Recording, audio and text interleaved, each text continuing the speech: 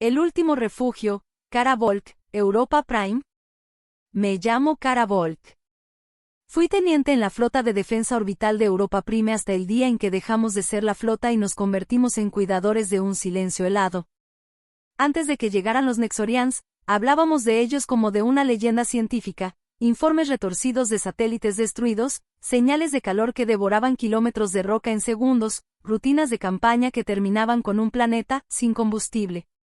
Los informes no captaban el tamaño real del monstruo porque nadie podía describir la maquinaria viva que los precedía. Solo sabías que aparecían, que cualquier cosa orgánica se desmaterializaba y que la materia se convertía en algo que no pertenecía ni a la vida ni a la muerte, una industria voraz con vocales e intención.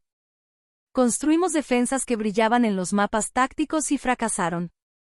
La primera oleada nos golpeó como si alguien hubiera rasgado la tela del espacio. Mis mejores amigos, muchos de mis superiores, quedaron en el vacío con su nombre transmitido a la eternidad como una coordenada fría. La mitad de la flota se pulverizó, la otra mitad huyó o intentó lo imposible, retardar el consumo. Cuando la Orden Refugio se activó, no sonó épica ni heroica. Sonó como una sirena domesticada. Bajo los protocolos nos dividimos en 3 roles, los transportistas, los que sellaban y los que protegían el perímetro orbital. Yo estaba en el perímetro. Vi cómo cargaban a la gente en cápsulas y la bajaban al subsuelo, a las capas internas del hielo. Nos llamaron refugios, cavernas talladas en términos militares para humanos que tenían que olvidar el sol. Al principio parecíamos salvarnos. Las cápsulas se cerraban. La gente lloraba, rezaba, se abrazaba a sus mascotas sintéticas. No sabíamos si lo que poníamos debajo era una protección o una condena. Pensamos lo primero porque era más soportable. La propaganda habló de sobrevivientes. Las transmisiones oficiales dijeron, hemos salvado a la humanidad local. Pero los sensores no mienten, los Nexorians no dejaron de orbitar, cambiaron de patrón. Las semanas se transformaron en meses y los meses en algo sin nombres.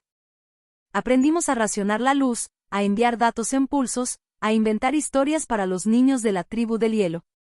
Cantábamos canciones antiguas digitalizadas que hablaban de planetas cuyo invierno era solo una estación. Nos acostumbramos al chirrido del soporte vital y al aroma metálico de la comida sintética. Pero no nos acostumbramos al silencio que venía después de cada transmisión fallida. Entonces un día, los sensores, esa red que siempre nos decía la verdad técnica, mostraron algo que no encajaba, lecturas sísmicas persistentes bajo la cúpula del casquete polar. Al principio pensamos en grietas por el peso de la población, en desplazamientos por exceso de calor humano, en fallos de calibración. Pero los picos eran regulares, densos, como latidos. Como si alguien o algo estuviera respirando bajo nuestros pies. Ordené patrullas. Descendimos a galerías donde nadie había puesto un pie en años. Encontramos paredes cubiertas no de hielo cristalino, sino de una estructura fibrosa que reflejaba la luz en patrones que recordaban ojos.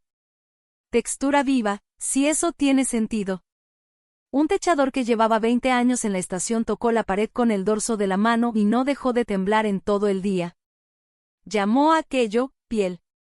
Empezaron las historias que la gente siempre repite cuando el miedo quiere más argumentos, rumores sobre túneles que se cerraban solos, sobre voces que llamaban a los niños por su nombre cuando el aire daba una nota alta, sobre luces que se filtraban como venas bajo el hielo. La comunicación con la superficie se volvió errática, teníamos intervalos durante los cuales nada respondía. Lo que más me perturbó fue el registro de animales. Antes de la invasión, habíamos traído algunos especímenes para control biológico.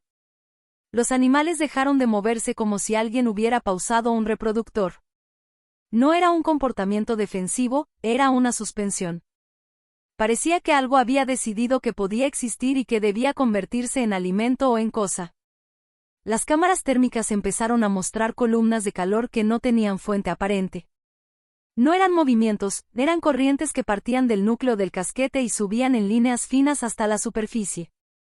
En la hélice orbital percibimos cambios, naves Nexorian se detenían, como si se alimentaran de algo que no es materia sino frecuencia.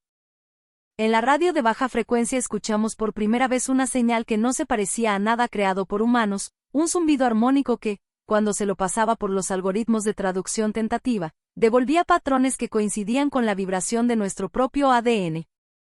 La bióloga a cargo, Saito, la etiquetó como sintonía. No era música, era un comentario.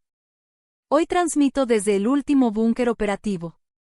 El ínfimo generador que me da voz está alimentado con el último bloque de baterías galvánicas. La cámara que me acompaña tiembla cada vez que la plataforma vibra. Lo que vemos en los mapas muestra que los Nexorians han dejado de atacar en línea recta. No bombardean ya, avivan. Construyen. No han venido solo a consumir, vienen a transformar. Lo peor es que el hielo no se derrite. No hay calor local. Pero el casquete se mueve. Se desplaza lentamente, como si estuviera reorganizándose en torno a algo. Las capas están creciendo en espiral hacia un punto central que no ha estado aquí antes. Luces pequeñas, como insectos bioluminiscentes, aparecen debajo. No pululan, se alinean en retículas, formando algo que no tiene nombre. He pensado muchas noches si nos escondimos o si fuimos colocados. Si el refugio fue un acto de salvación o un embalaje para transporte. El registro de carga que encontré accidentalmente en una consola olvidada era simple: objeto, humano, unidad de almacenaje. Destino, núcleo de procesado. La cadena de custodia estaba incompleta, tal vez fue por adrenalina en el archivo, tal vez siempre estuvo ahí y nadie quiso leerlo. No sé si mi deber es proteger a los que están abajo o decir la verdad. Si transmito esta grabación, quizá alguien me tache de alarmista y cierre la frecuencia. Si la guardo, me convierto en cómplice del silencio. Las últimas horas han sido extrañas, calor local que sube por minutos, luego vuelve a una congelación perfecta como si alguien jugara con un dial. Voces, si puedo llamarlas así, resuenan a la lejanía y no hacen preguntas humanas. Giran alrededor de palabras antiguas como saldo, remanente, transformación. Si hay algo que quiero que sepas, es esto: miro a través de un visor empañado y veo que las capas del hielo están alineadas en una figura geométrica perfecta. No es natural. Es una maquinaria geológica que nadie nos explicó. Quizá nos salvamos. Quizá nos metieron en paquetes para ser enviados a una nave industrial que no entiende la palabra persona. Quizá, cuando todo esto termine, Europa Prime será solo otra parte del engranaje. O tal vez la máquina bajo el hielo también tiene miedo. Pausa 1.2s. No lo sé. Solo escucho un latido que, si me concentro, parece decir algo que no alcanzo a traducir. Termino la transmisión aquí porque los intervalos se acortan y quiero que alguien, en algún lugar, reciba esto antes de que la frecuencia quede sellada. Si llegas a esta grabación, mira al hielo con cuidado. Pregúntate si lo que protege guarda, o si guarda lo que nosotros fuimos. No sé si soy guardiana o presa.